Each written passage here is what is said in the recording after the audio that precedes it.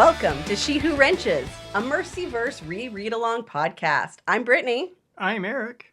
And I'm Kelly. Today we're mostly talking about Moon Called, but everything through Blind Date with a Werewolf is fair game, including fair game. Spoiler howl. Ow! In case you don't remember, this is the one where Mercy's quiet life as a mechanic lasts about 3 minutes before turning into gunfire, rogue wolves, and a road trip with 2 grumpy werewolves. Today we're picking up right as Mercy is gratefully leaving the awkward Aspen Creek. And now it's time for Recap Guy! So Mercy taking a Misty Mountain hop, going over the hills and far away with the Alpha, and gonna get healed by old Samuel. But Samuel's like, "Oh, what the hell? You didn't set his leg." And she's like, "Oh, sorry, I was sick on the werewolf leg setting day." Then Bran comes in and is like, "Oh, didn't you know he wanted to be your mate? But I had to put my paw down on that because, didn't want him to break out his whole lipstick on you. Can't be having that." And here, big age difference there. And then so they're all loaded up, ready to go back over the mountainside, which I, again, find hard to believe that they're in a VW bus going over the mountain with 2 werewolves, because that's not going to happen. And a lot of tech stuff. That was not in the book. To the book. So that's a good recap. Pagers. That's the future. I think that covers the whole tech stuff section. Was pagers are cutting edge at this moment. Yeah. Paging Dr. Cornick. Now we're heading home, if I recall correctly. Yeah, Yes. Mercy's like, "Hey, I'm gonna go home. Just Adam and I." And then Bran's like, "No, actually, we're gonna give you a Samuel to make it really, really awkward." So, like, checkmate. Oh, I was gonna go with fix 1 werewolf, get 1 werewolf free. Yeah. Oh, yeah. Look at that. Bowo. Bowo. Yeah. One werewolf. Or fix. Bogo. Bowo. Fix 1 werewolf. Yeah. Oh, yeah. Wow. Okay. All right. Oh, I did think this was one of the get to know Mercy in 3 sentences. Bran says, "Let the boys handle things." And then she's like, "Oh yeah, sure." And then Adam's like, "Yeah, but you're not really going to do that, right?" And she's like, "Yeah, of course not." I think this is, I mean, I know that this is our introduction to everything, but I really feel like this primary interaction, of like, stand down, little lady, and the men will handle this. And her being like, lol, like, is her entire reaction. This one, I think, is like, the thing I really like about this is that you can keep coming back to it later. And this is like unbelievably representative of their relationship. And that's the part about this that I really like, because, like, other things evolve over time. And, especially when you get more than 2 books in, sometimes things get different. Things end up being different as you work through the books, whatever they are, and things evolve and stuff. But like, this dynamic has always been this dynamic. And, as far as we know, will continue to be this dynamic until the heat death of the universe. I love that Bran's so obviously forgotten that. And that interaction sort of highlights how much he needs Anna in his life, who is about to come into his life. Yes. Like, he needs somebody who can say, "No, I'm not doing what you want," and can say so to his... Mercy usually chooses not to say so to his face. But, like, he needs that element. Like, I think everybody does. Like I want to be clear, I am not talking about Patty. I'm actually very impressed with her ability to stay the course. But, like, when an author or a director, the studio's like, "Oh, you've done a lot of stuff, so we're not going to double check your work anymore." And it's like, "Oh no, everybody needs their work checked. Ain't nobody so high they don't need their work checked. I'm looking at you prequels." The thing that always makes me think of is like, like the world building and all that kind of stuff is after The Hobbit came out initially, the first edition of The Hobbit, there was a woman that sat down and typed a letter to Tolkien and included, like, it was like basically an index. And remember, this is many years ago. She couldn't go back and revise. Like, if she typed a page and got it wrong, she had to retype the whole page on a typewriter. Ask your parents. And So when she Welcome went to the through tech it, tangent portion of our show. it was an itty bitty tangent. It was a sidestep at best.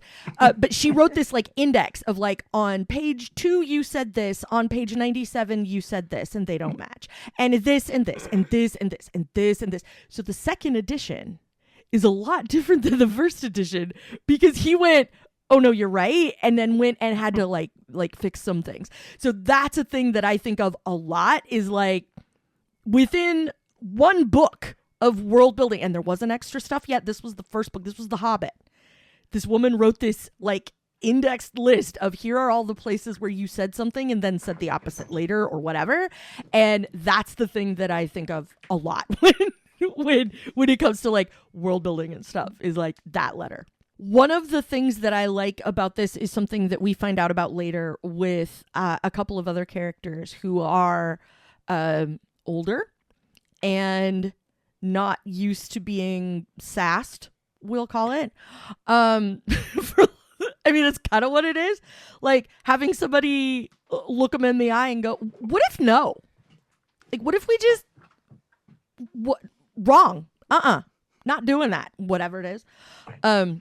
That's sort of what I like. And, you know, part of this, part of the, you know, this being emblematic of their entire relationship, the thing about that is that we hear more, like that past gets filled in as we continue over time, going through the rest of the books, as I'm continuing to sort of barrel through the rest of them and make sure I'm up to speed on everything, because I've read them all. I think I've only been through like 2 or 3 times, so I'm kind of going through them again, and like all in a row, coming back, and like later we get, it's a really nice touch, I think, that we get little nuggets of things that have happened before. So this relationship, where we come into it, we know we're coming into the middle of Bran and Mercy. Like, they've had a relationship for a while, and we're just witnessing this beginning, this initial piece of it for us. But we get to hear later about all the other things. And it's not just limited to these books, which was another thing that I noticed, was that we hear about some of this in the Alpha and Omega series too. Like that's how big a deal this is. But we do also get more Bran in that series too. There's a lot more of him there than there is he himself, not just talked about, but like as a character who figures into that story. So yeah. Yeah, and I like the small doling out of things, as opposed to like, oh, you want to give the lone gunmen their own show? Let's see how that works out. Yeah. The character that works best when he silently nods, we'll do a whole show where he mostly just doesn't talk and isn't even in 2 episodes. You know, they should have done a spinoff with Joey from Friends.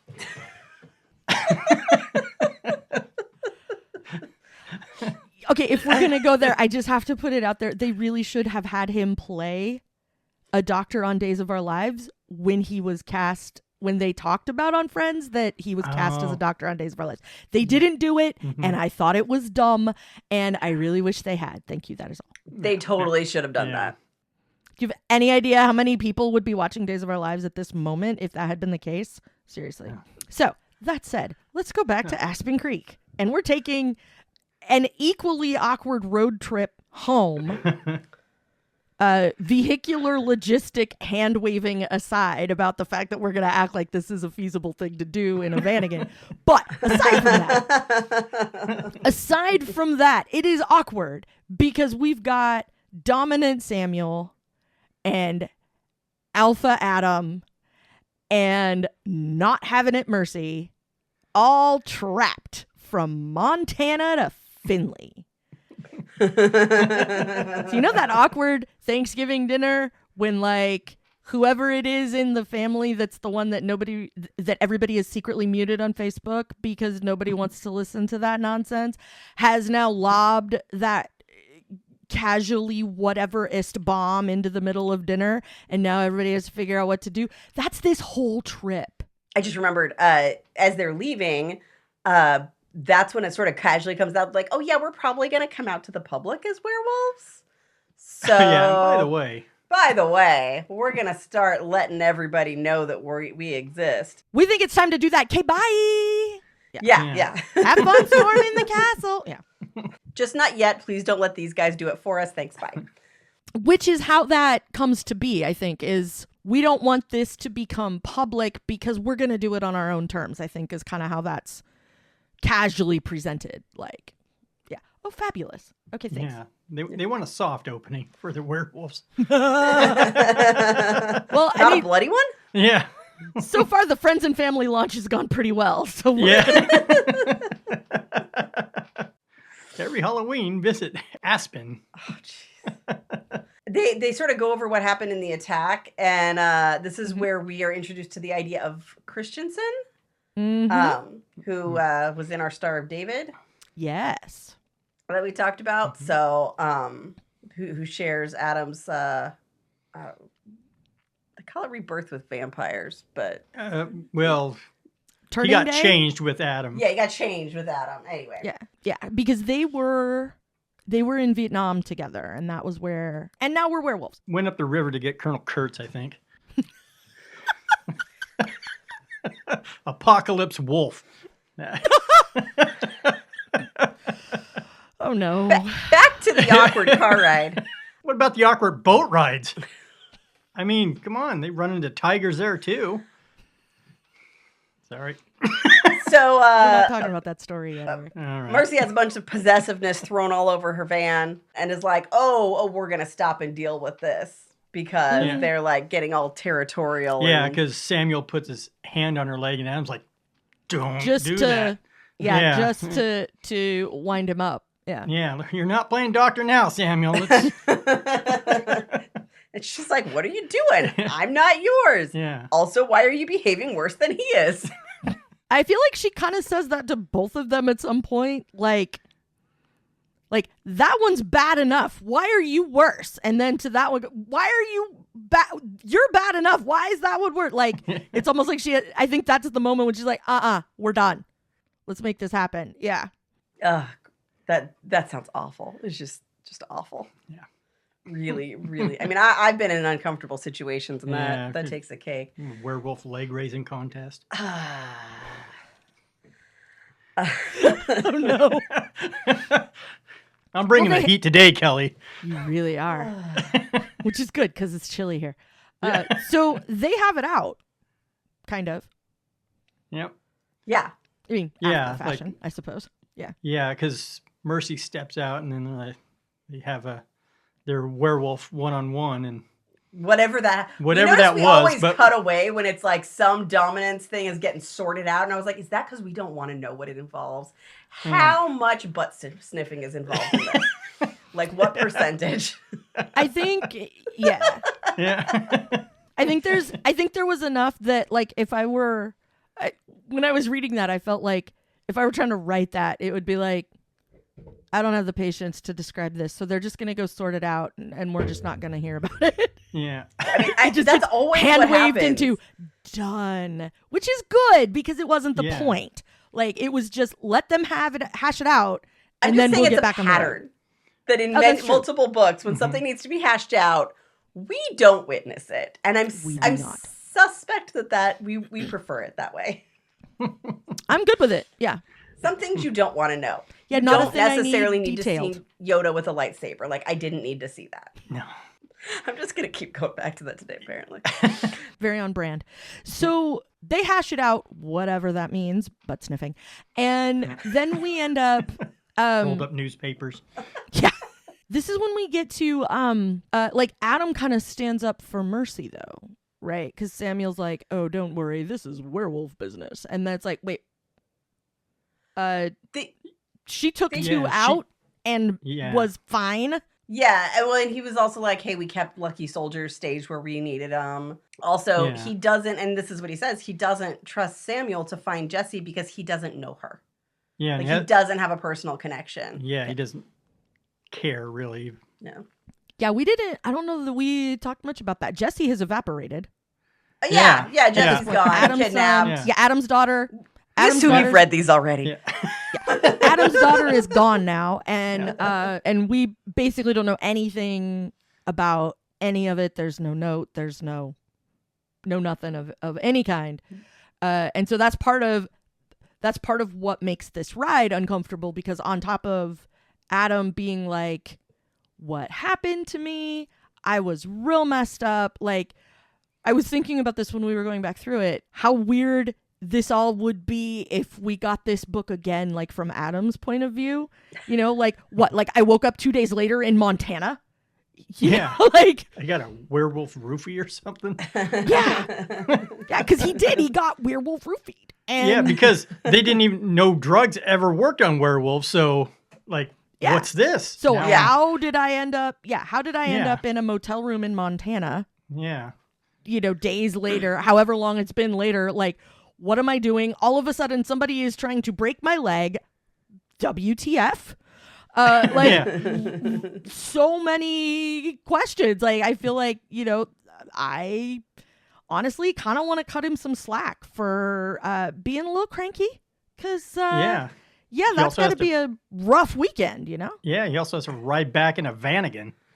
I mean, yeah, to add insult to injury, you know. Just comment on the shocks. Yeah. Now we're in the mystery machine, Yeah. and then at this point, and I don't remember if he knew before he got knocked out, roofied, if he knew that Jesse was gone. So that He was sort part of what- remembers it. Like, Okay. they're talking, it's like, oh, right. Yeah, I heard Yeah. Jesse cry out. Yeah, And then Samuel's like, hey, why that's- did you not call his pack? Now that he's not being cranky about her not setting his leg. And she just was like uneasy about the idea. And he's like, oh, you Mhm. had an instinct, huh? And so like he's not attacking her anymore, at least on that. yeah, And he's like, how do you feel now? She's like, yeah, I don't think we should call him the pack. Like, I don't know what to say. And then, so they're not going to contact me. He's like, okay, do you have a dominant one that's not in line to be the leader that you would trust? What are the odds that most packs have that? Like, if you're dominant, you're in line to be the leader. Like, what made him think they'd even have that as an option? Like, Mhm. it's not common. yeah. So yeah. Anyway, but then we get introduced to Warren, Yeah. who I love Warren I adore Warren. and Kyle, and they're awesome. I absolutely feel like Kyle and I would hang out. There's no question you would hang out with Kyle. I would absolutely be friends with Kyle. I remember talking to Kelly about our bachelorette party, and without any context, like, because I didn't know Kelly when she got married. We met long after that. I was like, what percentage of the people at your shower, which was at an enchanted forest, by the way, what percentage were gay dudes? And she was like, about half or something. Some percentage. Every dude there was on the other team. Yes. Oh, yeah. And it was without question. Yeah, and it was mostly dudes. Like, yeah. Okay. It wasn't half. All right. I remember Yeah. the percentage wrong. Anyway, I was like, I just realized what percentage? Yeah. In fact, like I have joked that I moved to Portland and ended up with all gay male friends, and eventually met a straight dude, and it was so surprising that I married him. Like, that was how many. That was what my What? yes, that was what my friend circle landscape looked like at the time. Was like all gay dudes and their assorted entourages, and also Mr. Kelly, and that was it. So, yeah, It's a little bit like working in entertainment at Disneyland. So I believe that would be true. Yeah. So, yeah, like there was a betting pool if I was gonna wear a dress when we got married. Yeah.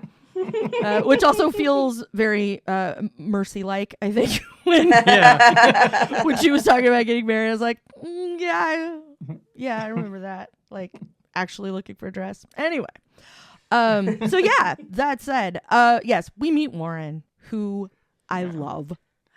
Yes, Great. But then there's a tough thing because he can't tell Kyle everything. And so yeah, Mercy is the one that has to have Warren come out of the kennel. but I was waiting that's for that. better than I thought. Yeah. Yeah, it didn't hurt quite like Yeah. I thought it would. Yeah, we'll allow it. Don't edit that one, Brittany. The thing I loved about that was, by the time we get to the far side of that and come back around it, is that it was basically a setup. Like, we get the moment, because it's a gorgeous moment, so we got to talk about it, but I love how it turned out, like how we found out later. Because Kyle is there, Mercy comes to Werewolf Warren, whose current sweetie pie is this dude Kyle, who's a lawyer, who is human. And their whole deal is, first rule of Werewolf Club is you don't talk about Werewolf Club. So she comes in and she's like, hi, we have some Werewolf Club business to discuss. Kyle looks out the window and goes, oh, look, my huff is here. I'm going to leave in it. And so he bails. So he bails, is very grumpy about it. And Warren explains, like, whenever there's werewolf stuff happening, I can't say anything. I have to be vague and weird. And it is very important to him that Kyle doesn't think the worst of him. He's very sort of zen about, like, if it doesn't work out, it doesn't work out. And I would be very sad if that were to be the case. He seems very accepting, though. Like, it is entirely possible that this is all going to completely come apart, and it will be really, really hard on me if it does. But he sort of accepts that because he's like, I can't do anything about that. I can't change it. I'm under orders. There's nothing for me to do there's nothing I can do to make this better. Yeah, because they both would be killed probably. That is what we keep hearing. So Mercy hears that, and we have a very Lord of the Rings, I am no man moment. And she's like, well, guess what? Hey, Warren, have I got news for you? I'm not a werewolf. I don't have to live by any of those rules. BRB. So she leaves, realizes Kyle's huff hasn't left yet. So she hops in his car and they go to the park. They go to Howard Amon Park, which we have been to. And they go and have a very interesting conversation. And I really liked watching that unfold. I really liked how that was all handled, the back and forth of it, and that we get to know Kyle very well in that moment, in that little stretch of time when they sit and have this chat. And it was very cool to get to see that. And again, while Kyle as a character has evolved, he is the same character. Like, he's still that guy. He's still a little sassy. He still will let his mouth run away with him once in a while. Still wickedly funny. Everything I personally am looking for in a sidekick for potential shenanigans. He just seems delightful on every front. The kind of person that you would text, I have an idea, and they would immediately reply, I'm in. Okay, now tell me about it. Like, that's who you want to have in your contact. So it was really fun but it was fun to get to see him. It was interesting to get to see him process that. And it was because you get a whole bunch of character information about that. You get, dimension, and not everything is going to get a sassy comeback. And this is a big deal to him too. So you have, in this very relatively small amount of reading, you get, like, Warren absolutely adores him deep down. You can tell that this is different than other relationships that Warren has had for a lot of reasons, but is really, this one is very important to him. And you get the exact same thing out of Kyle. Like, I really want this to work, but I can't if this is how it is. I can't reconcile these two data points of, I adore this tall drink of water, but I do not adore that there are huge chunks of his life that I'm just not supposed to be any part of. Like, one of them is absolutely acceptable and one of them is absolutely not. And they're at loggerheads right now. And it was interesting to watch that evolve. And I really enjoyed a very on-brand Mercy move of, I'm going to just tell you all about it. And we're going to see what happens. And here we go. By the way, I'm a coyote. Even before we find out all that goes along with her being a coyote, it's like, well, guess what? Werewolves ain't the only game in town, baby. Yeah. And bam.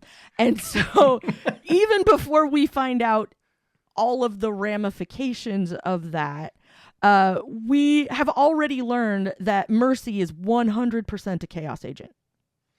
Yeah. but in the with the purpose of doing good. Right.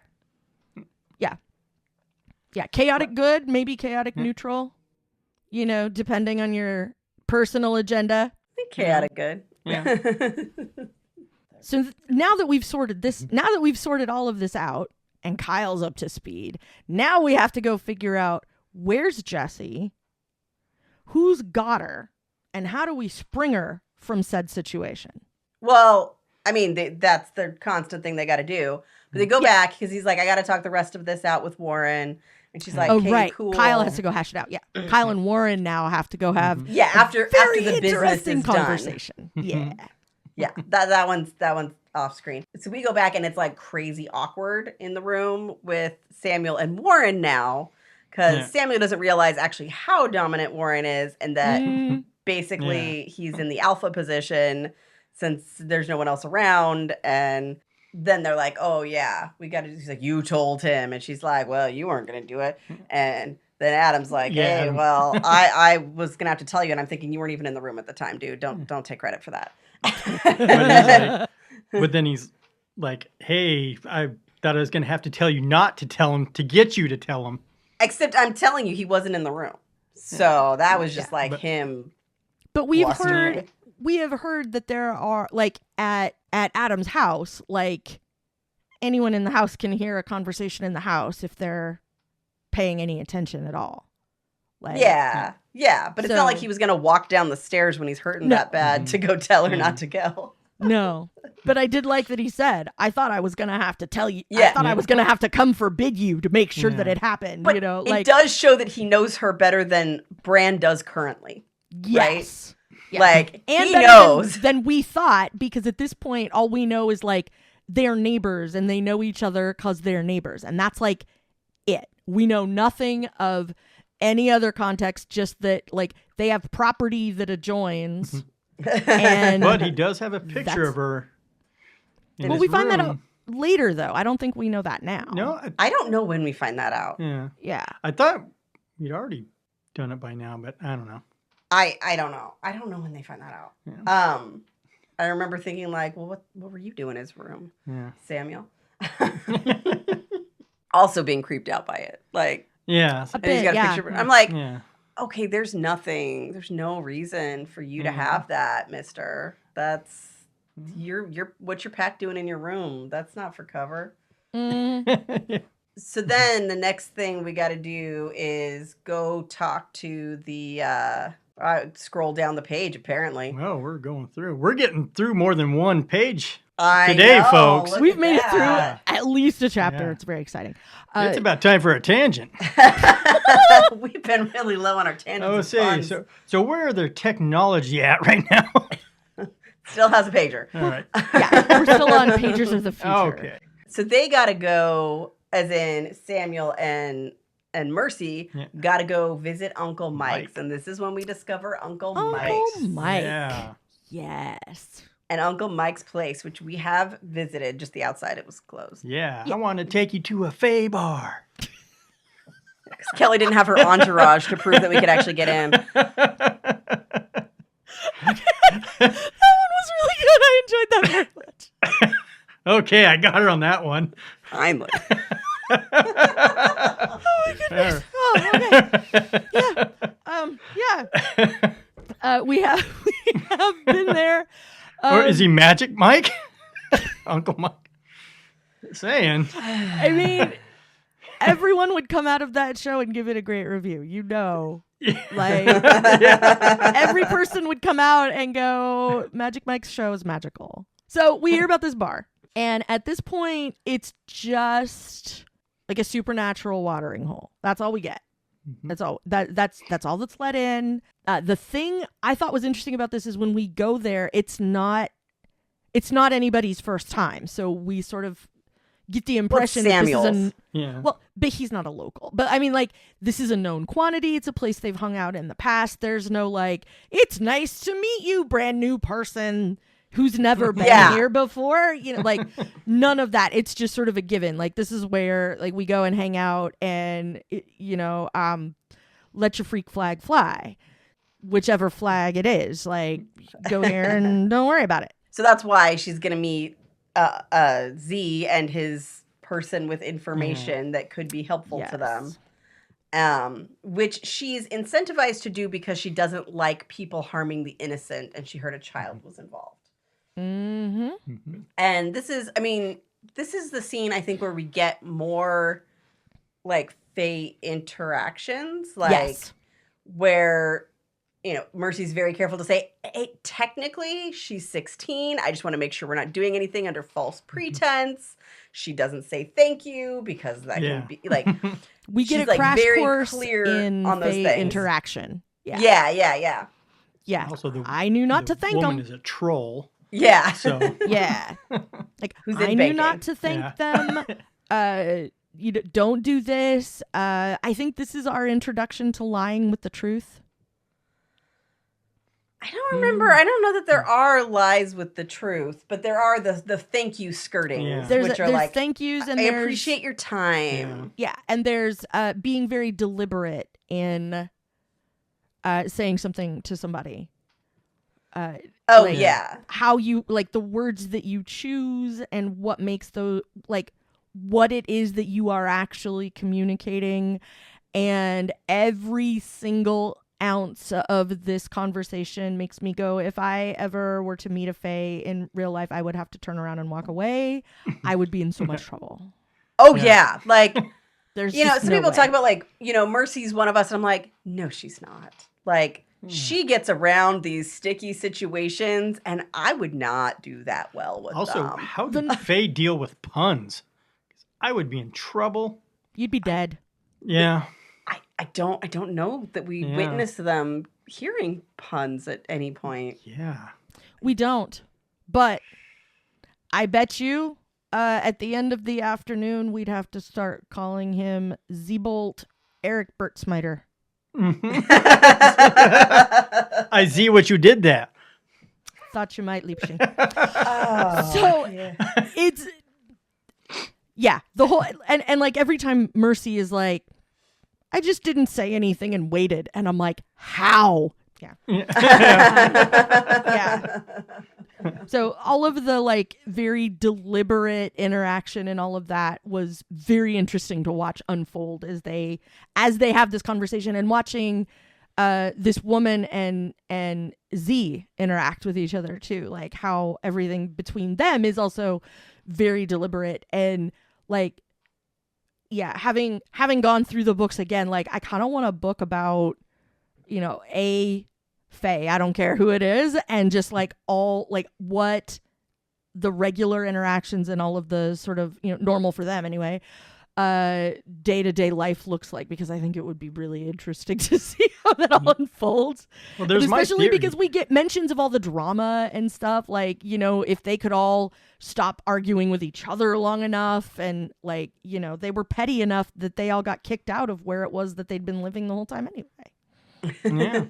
I mean, it's my theory that the Fae own Grocery Outlet. It's a bargain market. So, Eric, you're welcome. hey, we made it most of the way in before we had to kick you out of the pack again. So. All right. Well, I'll see you later. So what the troll actually has to say Yeah. Yes. is, hey, we got a really large deposit from the vampires, which means probably somebody visiting town paid them a fee to come to town. The vampire Yeah. mafia tax. Yeah, basically. Oh. Nice neck you got there. Be a shame if something bit Yes, into it. to bite it. And so she's like, hey, Stefan, let me know what you tell me about this thing. And he's like, oh, that's not my area of responsibility. And I'm thinking, okay, so based on what we learned recently, that like, while Marsilia, who's just barely starting to come out of her slumber thing, She's been hibernating. yeah. So like, it's basically been him and Andre. I was like, so was that Andre's job? Like, how many areas of responsibility are we divvying up here that, if they're mostly running things, Is that not in the 50% he's running? Like, I was like, okay, I really need to see your org chart right now. Yeah. And now that you've put it that way, I just want like a workplace comedy that's vampires. Yeah, Stefan's the assistant to the general manager. Yeah, Stefan and Andre like putting staplers in Jell-O and stuff. Like, both of them beating the snot out of a printer. Like, that would warm my heart. Yeah. Yeah. So, but yeah, not his area of responsibility was kind of funny. Although we get a thing where he's like, oh, do you want me to be your representative to inquire? And she's like, oh, what does that mean? He's like, he gives me certain rights to pursue it. And she's like, rights over me. And he's like, none that I will take advantage of. And like that gets put to the test later. When she does her whole get me out of the monster's clutches and blah, blah, blah. That's his name, right? Blackwood's nickname? Yeah. Okay. Yeah. The monster, So, Yeah, and that goes on for a long time, and not until he's been routinely tortured. Yeah. Does he ever accidentally do something that she would have not approved of? Exactly. Yeah. But it shows pretty early on that there is a power dynamic that she lives by his grace in some cases. Yeah. And his word of honor. Yeah. Which is pretty good, but... Yes. And we find out, this is the part I can't remember, is this where we find out that he hasn't told Marsilia? Yeah. Who Mercy when they actually go to the is? sea, yeah. Yeah, when they go, that it's news to, like, everybody. Like, that Mercy is more than human. Yeah. So Well, no, actually they knew- a walker. They would have known that there was a not very powerful person there, right? Because they were collecting protection money. Yeah. If they'd bothered to look into it. But they might have just thought, oh, part Fae, because she's working with C or whatever. Because a part Fae are usually kind of powerless, but still somebody you could maybe take advantage. Something. They knew. Yeah. They would have known something. But it really gets Marsilia and like, oh, she's a walker? And when were you going to tell me this? We waiting for you to wake up from your nap, babe. Yeah. Been a couple decades. Yeah. You had to wake up from your hot toddy there. Drink a guy named Todd. I'll see myself out. Yes, please get your coat. All right. All right. Before they actually go there, like, he calls her back and they do, like, the weird talking over each other thing. Like, and it's sort of our early thing of, like, watching vampires do stuff in sync. Because they're, like, weird puppets. And it's some early things that really last through the series. Yeah, because this is, like, we get introduced to a bunch in this one, and that's one of them is we also get introduced to the vampire treehouse, which is a sieve, and that they have a mistress, and that she's allegedly the boss of everybody, even though she's been asleep for however long. And reading those books now, like, she's been asleep for like 20 years. That sounds awesome. I know. But vampirism is so bad. Sun. Huh? Sun. Yeah, the sun. But how much sun Sleep. do I get now? Yeah. Compared to how much sleep I get. I mean, yeah. So, that aside, like, but we also find out a whole bunch of stuff, like, Marsilia has some kind of past, and we find out, Got exiled. yeah, like, she's been exiled. Well, what's that about? And, like, she's like that there's obviously more to her story. And so it was fun to get those mentions. And then, just like going to Uncle Mike's, we get some introductions to some of the weird rules of vampire society. And don't look them in the eye. Yeah. Don't play dominance games with vampires. Yeah. Just kill them instead. Just kill them. On several fronts. Yeah, exactly.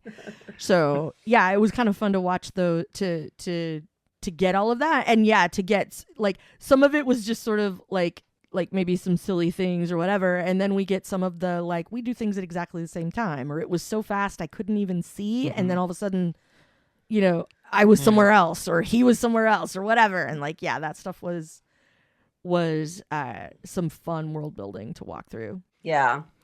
One of the things that was just, a weird aside is, now I'm blanking on her name. Lily. Lily? Yeah. Lily Fair. The crazy vampire. The pianist. Yeah. The savant. That apparently bit Samuel without anybody even seeing it.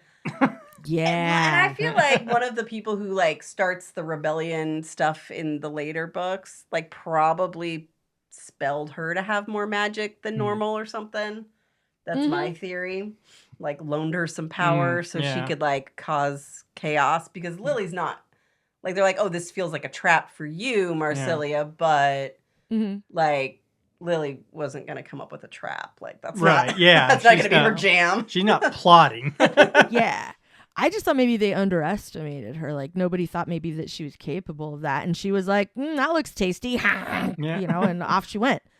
And I think it probably is part of like because we find out later there are plots against Marsilia from within her own seed. Yeah. And so since it was a creepy teacher lady who Estelle Estelle. like went to go get her, and she is part of the that's true. The thing Conspiracy. It probably was Estelle like giving her a little extra I can see that vampire focus boost. Yeah. Or like convincing her to do it or something like that. Yeah. And it may not have nobody even taken noticed much. the Hey, blood. Lily, you know what's tasty? Werewolves. Guess what? We're going to go walk into a room of werewolves right now. Knock yourself out. Yeah. Yeah. You know what's delicious? Yeah. And then also Marsilia getting all up on Samuel too. Oh, yeah. Yeah. Oh, yeah. Everybody trying to step to Samuel all of a sudden. Yeah. Yeah. I know. And nobody was really like, Mercy's commenting. I'm like, oh, yeah, they were all really paying attention to Samuel. Yeah. Like, which is part of how she can do her little thing, is that people just weren't paying her any attention. Yeah. Takes out her little lamb. Mercy had a little lamb. I knew that's where we were going. Yeah. Yeah. That lamb is OP. There's a reason everyone takes it away from her later. Yeah. Now, how they know that it, like, how would Blackwood know that that was a thing? To remove it? I don't know.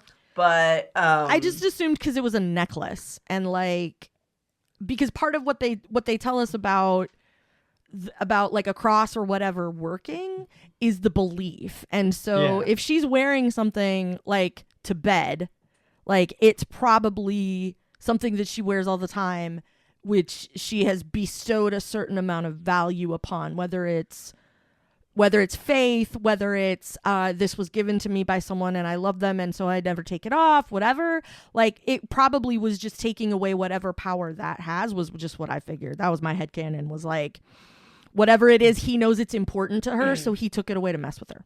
I mean, it makes sense. Bonaratas people would know to take it, right? Yeah. Because they got an informant in the seed. Yeah. In Marsilia's seed. But Blackwood, like that one's like, okay. But you always have to get rid of it because it is so ridiculously powerful. So now that we're there, and Mercy brought the look out, Eric, here it comes. Are you ready? Okay. Mercy brought a vampire SAM-pler platter. Oh. Wow. You're welcome. Well now done. I'm out of the Well pack. done. Yeah. What do we talk about? Why are they there? Licking guess. No, it's because they're following the money. I was just trying to hand it off to you to discuss. Oh, the plot okay. point. I would not. They're following the money. They read. See, I worked on that so hard. So we found out from Z's friend that we got a bunch of money, and so they went, must be vampires. Let's go talk to the Godfather over here and see what she can tell us. So, we roll up on Marsilia Soprano and like, let's talk about protection money. And I'm trying to remember exactly how the conversation went down. That was the part I was looking for. It was like, they go and they want to talk about it. Well, I think after she like sheet magics them away, and they're like, you didn't tell us that was a walker, you're in trouble. But then she was like, oh yeah, sure, whatever, I'll give you the address as promised, because Stefan was like, my honor, you're threatening it and whatnot. He's like, sick burn, Mercy. Yeah, because it was basically like it was rent, if I'm not mistaken, was the... Well, it was like we're coming to town, and so we're just going to offer you a bunch of money, and... Yeah. We know we got to give you so presents. You don't tell anyone. Yeah. Yeah. Which, I mean, they wouldn't probably have gotten away with... And not just now, because, you know, the werewolves are in on the paying goblins to look out for stuff. Yeah. Right. But even later, when they, like, start having a little bit of an alliance... And they're like more like allies. Like, I don't think they would have done that. But this is the old Marsilia. The one that Mercy wants to kill so bad. Well, not yet, but you know. They don't know each other well enough to hate each other yet. Don't worry. They'll get there. Oh yeah. Make no mistake.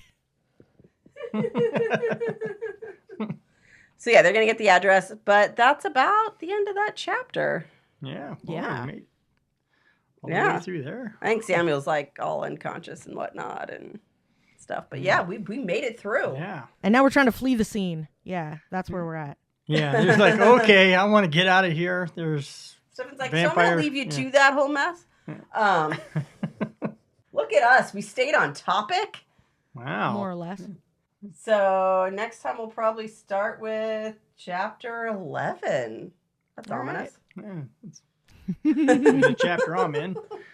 Did we want to leave anybody with a question this time? Oh yeah, or who this episode's been brought to you by? Oh yeah, our sponsor. We already forgot about. Yes. Now for our totally not fake sponsor. This episode's been sponsored by Dr. Wallace's veterinary clinic. Don't worry, we only bite a little. Yeah. We now offer werewolf roughies. We don't think anything biting you will give you rabies. Yeah. There you go. Yeah. No. Yeah. Thanks for joining. We'll pick up with chapter 11 next time. And until then, farewell, Howl. Farewell, Hal. All right. Okay. Ow.